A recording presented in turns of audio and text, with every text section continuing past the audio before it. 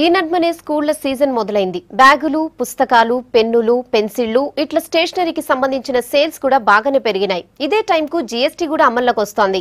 Stationery వస్తువుల మీద పన్నుల భారం కూడా పెరుగుతోంది. దీంతోనే అమ్మకాల మీద ప్రభావం పడుతుందని వ్యాపారులు అంటున్నారు. రూల్స్ కూడా చాలా కఠినంగా ఉన్నాయని చెబుతున్నారు.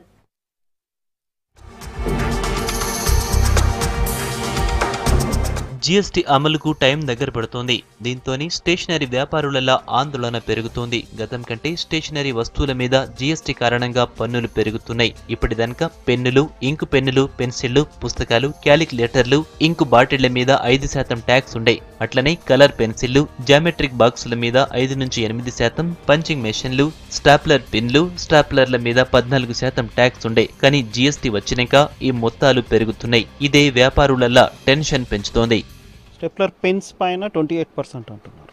స్టెప్లర్స్ పైన 18% వస్తుంది. ఇప్పుడు లాంగ్ నోట్ బుక్స్ ఇవన్నీ ఏమో ముందు 5%లో ఉండే, ఇప్పుడు అది 18 అని కొన్ని ఒక కంపెనీ చెప్తుంది, కొన్ని కంపెనీస్ ఏమో 12 చెప్తున్నారు. ఒకవేళ 18 అంటే మాత్రం పబ్లిక్ మీద చాలా భారం పడుతుంది. అంటే ఇప్పుడు స్టూడెంట్ స్టేషనరీ, ఇప్పుడు పల్కలు, బల్పాలు ఇవన్నిటి మీద కూడా 0% ట్యాక్స్లో ఉన్నాయి. అవి ఇప్పుడు అవన్నీ ట్యాక్స్ కూడా వస్తున్నాయి.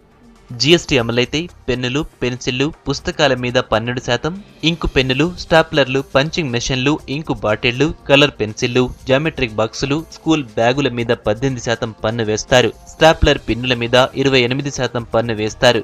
కలరింగ్ పుస్తకాలకు మాత్రం ట్యాక్స్ తీసేస్తారు. ఇట్లా వసూలు చేస్తే ఎట్లా అని వ్యాపారులు అంటున్నారు. ఇన్పుట్ ట్యాక్స్ క్రెడిట్ ను కూడా నష్టపోతామని చెబుతున్నారు.